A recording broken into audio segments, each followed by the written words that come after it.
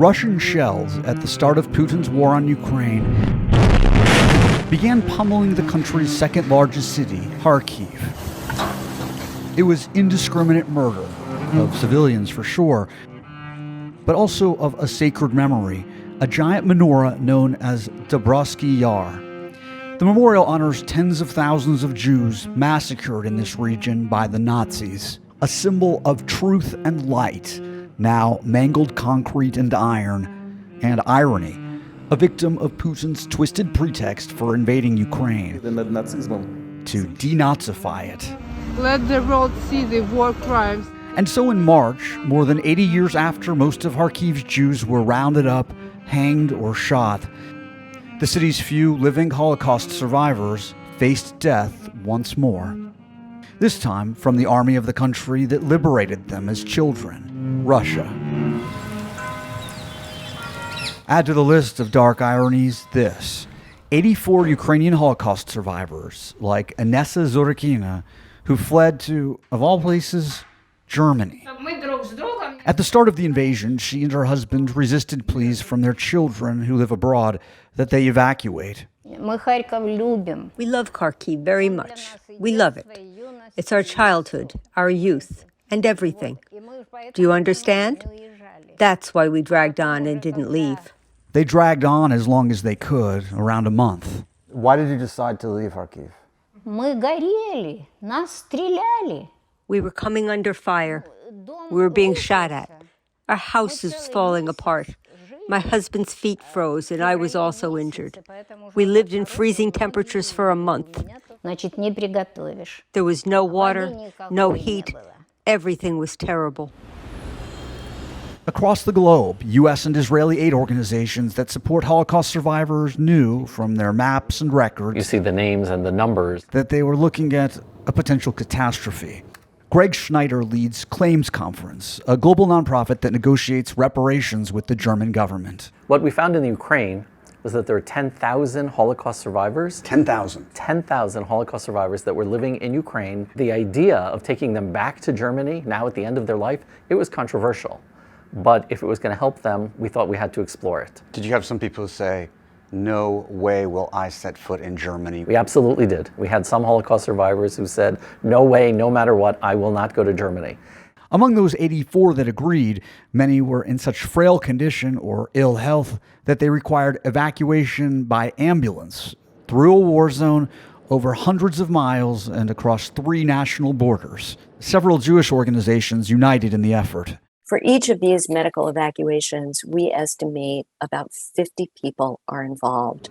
The German government put them in nursing homes and agreed to care for them for the rest of their lives. A tremendous, tremendous irony of history. They said, leave everything, move out. We give you 10 minutes. It was all spontaneous. 10 minutes. Volunteers carried the Zurkinas down 5 flights of stairs. We were taken directly to the train station. Do you think you'll ever go home to Kharkiv? I don't want to go back. I don't want. It will be very hard for me to get over it. It's hard to remember it now. But I'm not going to Kharkiv anymore. The evacuees know their ticket to escape was one way. They've been uprooted from every single thing that they know, their language, their culture, their apartment, their city, whatever it is that they knew, that they were familiar with. You're not going to learn German at 85 years old. You're not going to learn German at 85. Another challenge that we had was making sure that we found accommodations for them that were appropriate. They can't be put in an all-German speaking facility because they wouldn't be able to communicate. The Zurkinas were taken in by a Jewish home for the elderly in Frankfurt, Germany. They told us that you're being transferred here to this house because there are a lot of Jews and a lot of Russian-speaking people here. You'll feel better here. You'll feel better here. More than 1,000 miles away, the city of Odessa has been spared the worst of the Russian onslaught. Most of the Jewish population decided to stay. But there have been attacks, and danger is ever present. Roman Schwartzman leads the Odessa region's Association of Holocaust Survivors. In many parts of the country, Holocaust survivors evacuated, but not here in Odessa. Tell me why. In other cities like Kharkiv or Donetsk, there are fewer Jews there. I emphasize that there are many of us here in Odessa. Before the war, the city was home to around 30,000 Jewish residents. It seemed to us that we would live the rest of the time quietly, calmly among our children and grandchildren. But such a tragedy happened. Fascism, Russian fascism, Putinism, which does not allow us old people to forget what happened 80 years ago. How has this war changed your life? Now, every day you live with the fear that a rocket that flies towards Odessa could hit the house where my grandson lives, or the house where my children live, or my house. These are sort of the bookends of terror of their lives. This is not how people should have to live. Does it cause the trauma of their early lives to come back into their consciousness? It's all emotional triggers bringing them back to trauma that they experienced as kids. I remember when the Germans came here, entered the city. I remember how my mother was taken away. She was shot. In Kharkiv in 1941, Zorkina avoided Nazi capture as an orphan with a false identity. How old were you? I was 6 years old. People told me, don't say anything about your being Jewish. When the Germans came, they made us sing songs in German about Hitler and everything. After the Russians liberated Kharkiv, an aunt living in Siberia retrieved her. My aunt took me to Siberia, and my good life began. Yes, she wanted to give me everything, to be like other children. She bought me everything. She got a second job.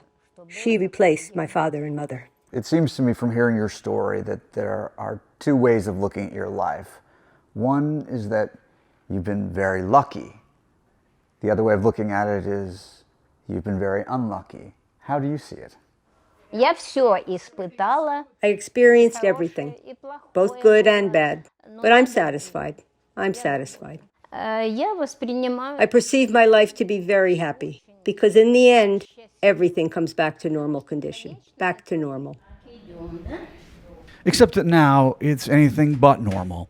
And despite all the memories of her distant and recent past, Zorkina contained her emotions until this moment. What do you hope for the future?